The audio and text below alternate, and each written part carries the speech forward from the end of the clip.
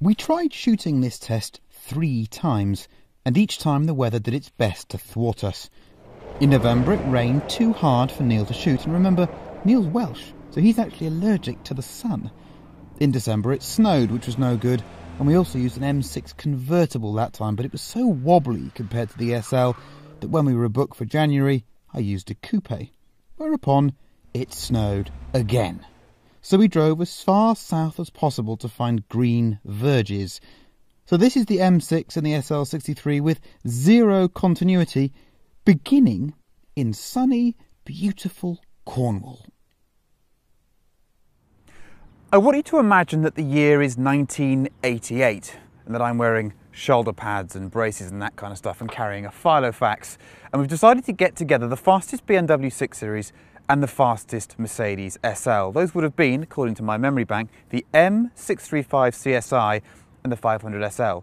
Together, those two cars would have had a power output of just over 500 horsepower.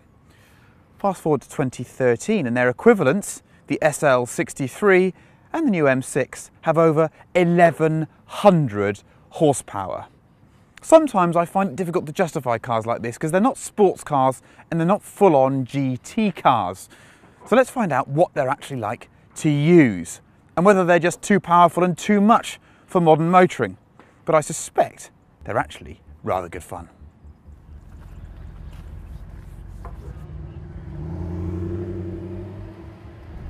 But every cloud has a silver lining, and the upside here is that after 2 aborted tests, I've done lots of miles in both of these cars and discovered some very interesting things. First of all, the Mercedes SL is what everyone thinks of as being a bit of a barge. If I showed you SL Mercedes versus BMW M6 on a piece of paper, you'd assume that the Merc was the big flabby one and that the M6 was the smaller, lighter, sharper one. That is not the case. The SL is entirely made of aluminium. It's actually lighter, or pretty much as light as the M6, and yet it has a very heavy electric hood mechanism in it. The Upshot is a car that drives quite unlike its predecessor, and that was a car that I ran for a year and really thoroughly enjoyed. This car is stiff, it's agile, it just feels really quite sporting in a way that you wouldn't expect of an SL. But we can't discuss this car without discussing its looks, can we? Because it's not that pretty a machine. It's very effective, and I'll come to all of its dynamic plus points in a minute. But I struggle to say it's good looking. Okay, fully AMG'd up with fancy matte paint and some bits and bobs and a carbon plate hanging off it, it's great. But then for £140,000, it should look pretty great. From in here, it really feels like a £140,000 car. The cabin is beautiful and expensive. Feels more expensive than the BMW's cabin as well to me. And also, you can actually fathom the controls because it doesn't have iDrive. The clever thing about the SL is that in my position, you can actually review this car as a coupe if you want to. We're in the middle of winter, it's just about snowing now, it's horrid, so I don't even think about the fact that the roof goes down, and I could review it as a convertible as well. It just doesn't even feel like the roof comes off at the moment. It's incredibly strong. To me, with the roof up, this thing feels more rigid than the M6. I don't understand why, but maybe that's because it's got this clever aluminium construction. The powertrain in the Mercedes is extraordinary. Just a little bit more power than the BMW, just over 560 horsepower, but the torque is extraordinary. 900 Newton meters, that's 663 foot-pounds of torque in real money. And that just means that the car has on-demand acceleration of a quantity that it's difficult to use on the public road. It's just so fast. Mercedes probably don't want me to say this, but this car is more accelerative than an SLS, and this is supposed to be the cruiser. You sit nice and low in the car, the steering wheel comes to meet you. You can set yourself up like you're in a sports car. It really is impressive. The electric power steering, yes, it feels overlight and lacking in any kind of real connection.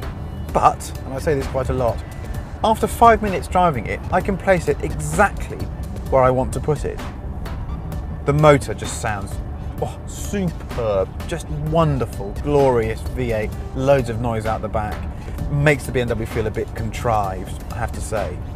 Overall performance? Well, Neil and I have been in convoy for the last few days. He's insistent the BMW's quicker, but he's wrong. This is a faster car than an M6.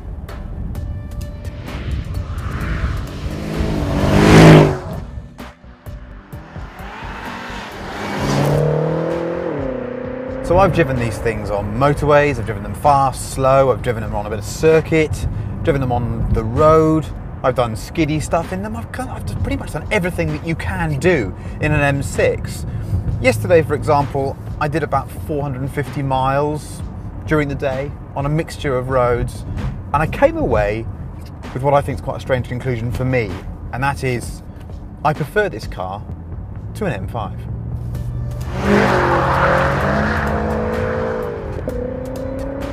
Why do I prefer it to an M5, even though it's got this whopping price premium of the four-door car? I love the way it looks. It kind of has a character all of its own. I'd describe it as being a little bit GTR-like, actually. The way that the gear changes are so immediate, the way the car feels massive and yet still actually quite chuckable is quite GTR-like. And of course, being two-wheel drive, it has none of that car's traction.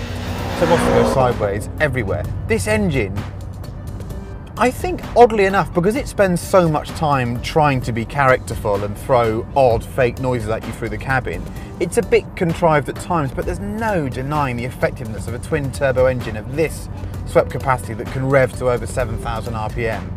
And compared to the Merc, it has got a throttle response advantage. Having those turbos in between the V definitely gives you a throttle response advantage, although I don't really feel it that much on the road because the Merc's got so much extra torque. 560 horsepower in this thing, 502 foot-pounds of torque. Those are monster numbers, monster. But then this thing weighs 1,925 kilograms, so it's a right old lump. But the performance on the road is just majestic. There's torque, so you can just mooch past stuff. This double clutch gearbox is really good in auto mode, but incisive and fast and immediate when you want to change gear yourself. You sit low in the car. It's a classic BMW cabin. Bangle's gone now, so everything's sort of angled towards me. I feel like I'm the centre of the environment in here, and I want to feel that way. It's a great GT car in the classic sense, although its GT credentials are undone by a couple of little things. First of all, it's actually quite noisy in the cabin sometimes at speed. It's got a lot of tyre noise. It's the tyre noise that affects it, and it's very surface sensitive. So if you pick up just the wrong surface, it's noisier in here than it is in the SL, which is surprising because the SL doesn't actually have a roof. The other thing is the structure of the car, which doesn't feel absolutely enormously strong. I'm sure it passes every crash test imaginable and it's a very safe car. But now and again, when you thump it over a bump, there's a shimmy that comes through the body and the steering column takes a bit of a wobble.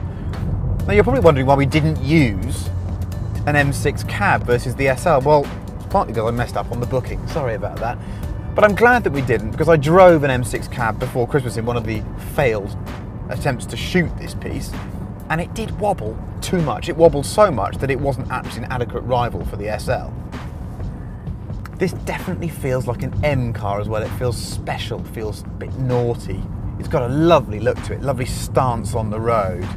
Cabin, lots of high quality materials. As I said, nicely driver-centric. iDrive, I still don't get. I mean, it's just utterly baffling what's going on up here. But when you get the phone hooked up and you can listen to DAB and the nav's directing you on the head-up display, you do think to yourself, I could just drive to Geneva and it wouldn't be a problem at all. Because fuel consumption is so much better now with the twin-turbo motor, we've got some range. So again, more of a GT car. And I would say that I haven't played around with all of these driver control things as well. You've got 3 engine modes, 3 suspension modes, 3 steering modes. I just leave the thing in all comfort on the road.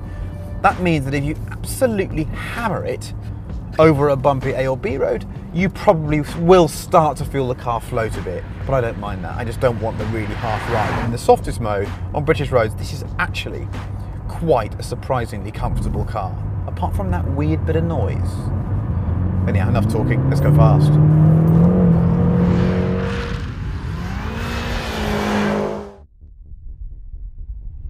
Summer tyres, over 500 horsepower rear-wheel drive and slush bring inevitable consequences. Both cars have mechanical locking diffs, and they will both drift to Olympic standards. In these conditions, the traction control really never stops working. I reckon you'd do a set of rear brake pads in about a month. The BMW's less severe torque makes it easier to slide, but the SL still runs it very, very close. Fleetwood Mac sang about making loving fun, but these two make drifting fun.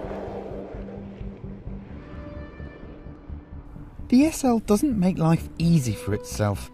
To my eyes, it should look better than it does. Yes, the AMG treatment helps, but everyone we asked said they preferred the way the M6 looked. But then within the context of this test, the M badge is a little misleading, isn't it? Because you'd expect it to be the sharper car of the two, when actually it feels bigger and looser. The SL can be a roadster and a coupe. Yes, you can buy an M6 cab, but it wobbles too much.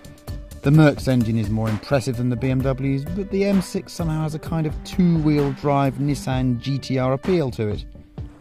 If I had to choose one, I'd take the M6, but I'd probably spend half the year wishing I'd taken the SL. Both are cracking cars.